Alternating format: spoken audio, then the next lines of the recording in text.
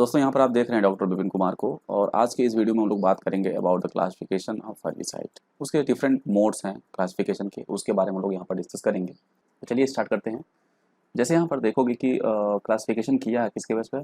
यहाँ पर 7 जो है क्राइटेरिया है। पहला जो क्राइटेरिया है वो दिया है based on time of application, time of application के बेस पे, based on selectivity, based on spectrum of weed control, then based on site of application, then based on residual action in soil, then based on duration of weed control, and finally based on mode of action।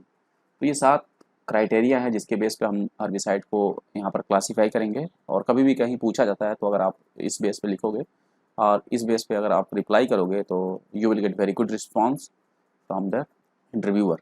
तो पहली हम बात अगर करेंगे जैसे based on time of application, तो time of application देखोगे हमेशा सुनने में आपको मिलता होगा कि प्री प्लांट इनकॉर्पोरेटेड हर्बिसाइड है, प्री इमर्जेंस हर्बिसाइड है और पोस्ट इमर्जेंस। ये 3 जो है क्लासिफिकेशन है based on time of application के।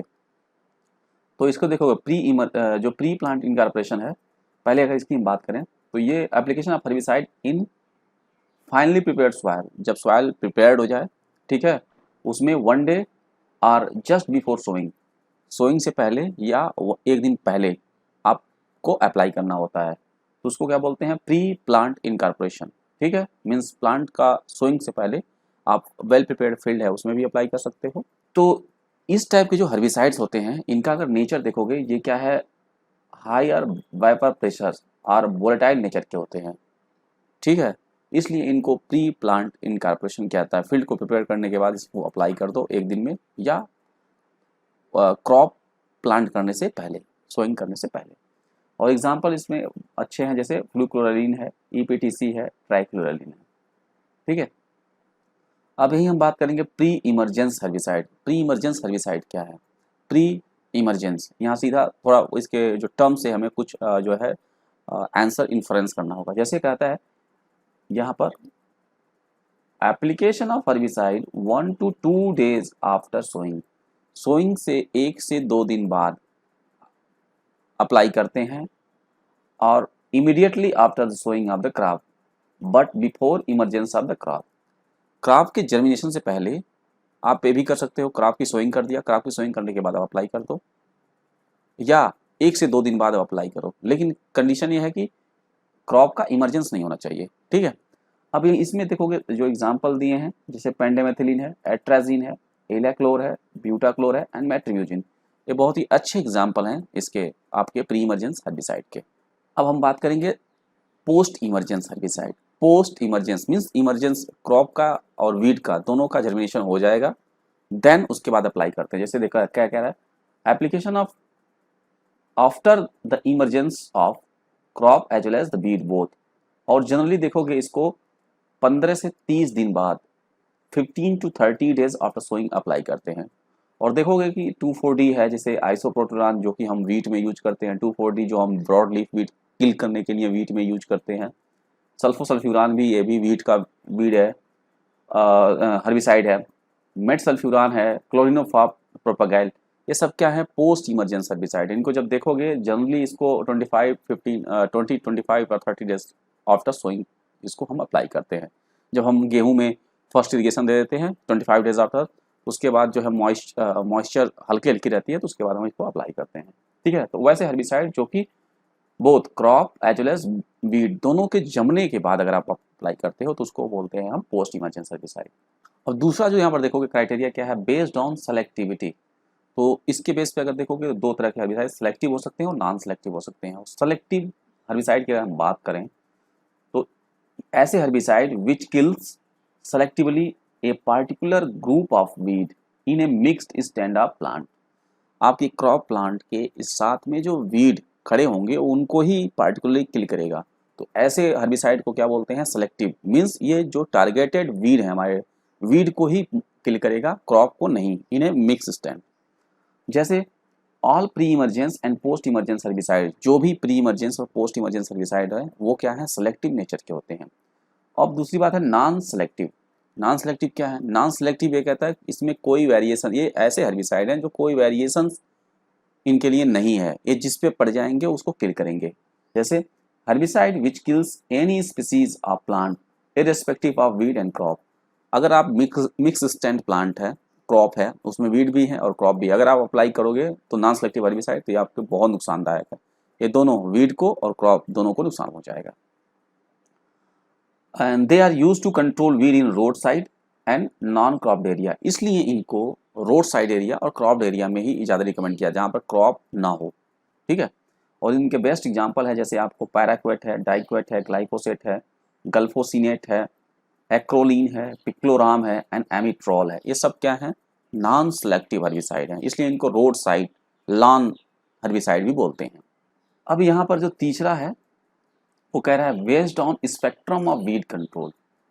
तो स्पेक्ट्रम का यहाँ मतलब है, ये दो तरह के हो सकते हैं, नैरो स्पेक्ट्रम और ब्रॉड स्पेक्ट्रम। और जो नैरो स्पेक्ट्रम की अगर हम बात करें यहाँ पर, तो ये ऐसे हर्बिसाइड हैं, herbicide which control particular group of weed due to their narrow range usually do not control even all the weeds of a particular group। ये ऐसे हर्बिसाइड हैं, ये पार्टिकुलरली कुछ वीड को ही, जैसे ग्रासी है, ग्रास जो अगर कोई हर्बिसाइड ऐसा है जो ग्रास को ही किल करेगा। कुछ ऐसे हर्बिसाइड हैं जैसे जो ब्रॉड लीफ को ही किल करेंगे। जैसे यहाँ एग्जांपल दिया है आपका 2,4-D का एग्जांपल दिया। 2,4-D क्या करता है? ये आपको मेजरली ब्रॉड लीफ को ही कंट्रोल करता है, ग्रासी वीड को कंट्रोल नहीं करता। तो इसका मतलब क्या है? ये नैरो स्पेक्ट्रम हर्बिसाइड है, क्योंकि ये कुछ पार्टिकुलर ग्रुप ऑफ जो है स्पीसीज वीड के, उन्हीं को कंट्रोल करेंगे। अब ब्रॉड स्पेक्ट्रम क्या है?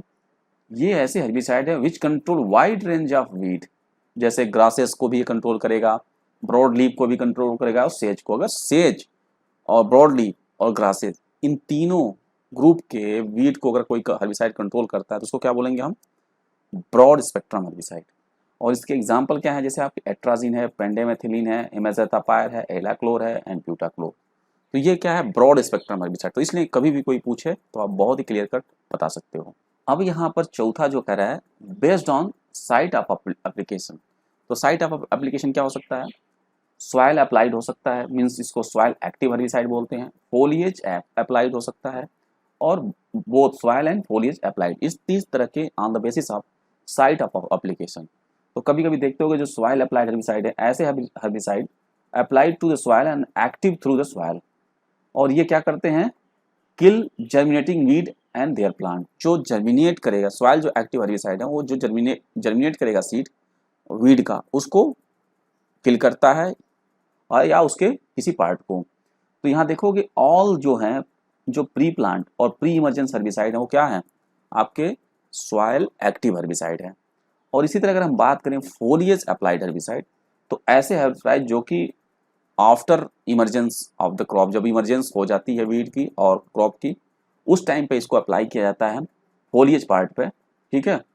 तो applied to the foliage of plant और नॉन क्रॉप वीड, जैसे आपके ऑल द पोस्ट इमरजेंस जो हर्बिसाइड हैं, जैसे हमने एग्जांपल के तौर पे बोला था आपको 2,4-D, एट्राजीन, जो कि पोस्ट इमरजेंस हर्बिसाइड है। तो ये क्या है? फोलिएज, आप फोलिएज पे अप्लाई करते हो। तो all post emergence herbicide and non cropped herbicide, जो कि मैंने नॉन सेलेक्टिव हर्बिसाइड के भी कुछ बताए थे, जैसे पैराक्वेट है और ग्लाइफोसेट है, ठीक है। तो ये भी क्या है? फोलिएज पार्ट पे ही अप्लाई किए जाते हैं। तो ऐसे हर्बिसाइड को फोलिएज अप्लाइड हर्बिसाइड बोलते हैं। तीसरा जो है बोथ सॉइल एंड फोलिएज, इनको कहीं भी डालोगे, चाहे सॉइल में डालो चाहे फोलिएज, ये दोनों साइड पे एक्ट करते हैं। जैसे आपका एट्राजीन है, मेट्रिब्यूजिन है, ये बोथ ऐसे एग्जांपल हैं जो कि soil as well as the foliage दोनों पर एक्शन करेंगे। अब बात करते हैं पांचवा जो क्राइटेरिया है, based on residual action in soil.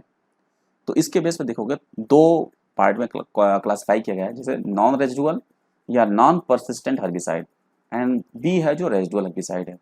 तो नॉन रेजिडुअल हर्बिसाइड क्या है? इसको देखो, these herbicide easily degraded, mean इनका डिग्रेडेशन बहुत इजी हो जाएगा, या मेटाबोलाइज हो जाते हैं after the application, and leave no or less residue in applied soil.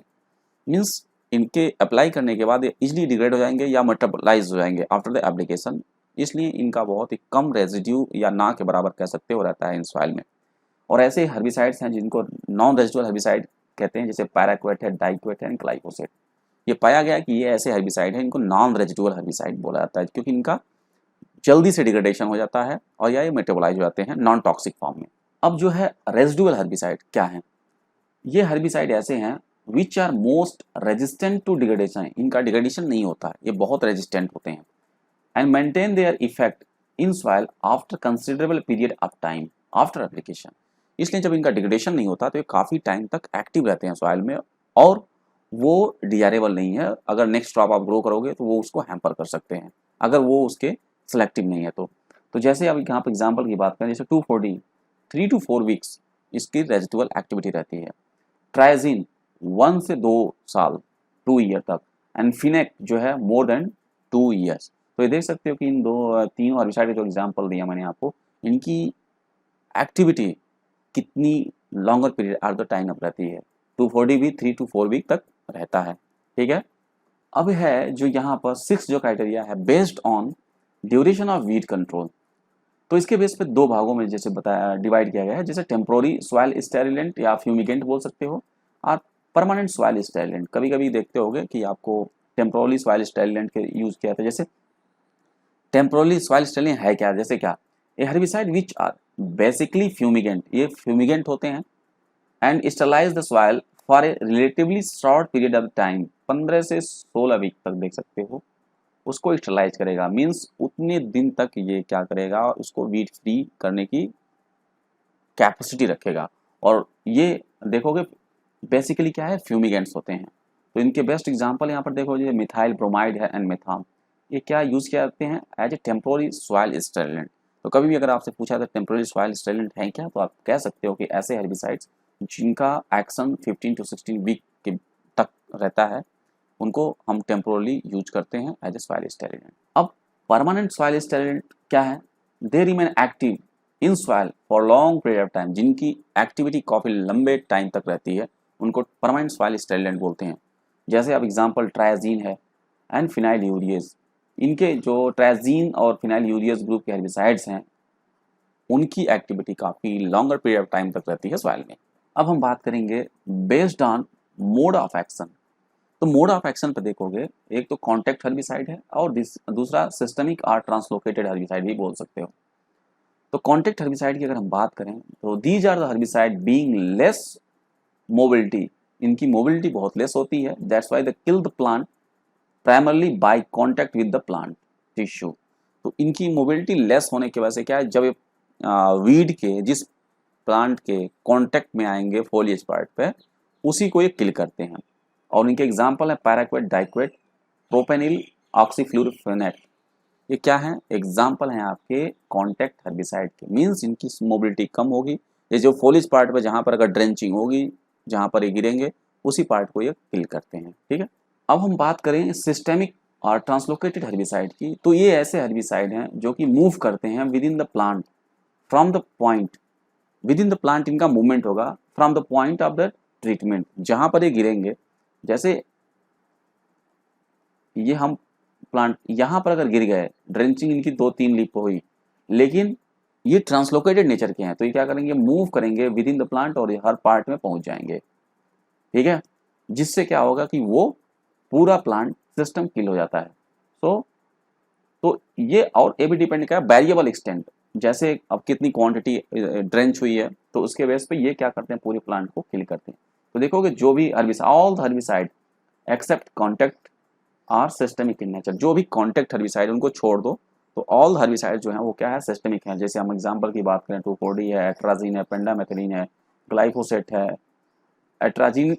इसमें देखोगे एट्राजीन जो है ये सिस्टमिक एंड कॉन्टैक्ट दोनों तरह के बिहेव करता है। तो उम्मीद करूंगा ये जो हमने हर्बिसाइड का क्लासिफिकेशन यहाँ करने की कोशिश की, आप लोगों को समझ में आया होगा। ये वीडियो कैसी थी कमेंट करके और लाइक करके बता सकते हो, और इसी तरह के वीडियो को देखने के लिए हमारे इस चैनल से जुड़ सकते हो और अपने दोस्तों के साथ इस वीडियो को शेयर करो।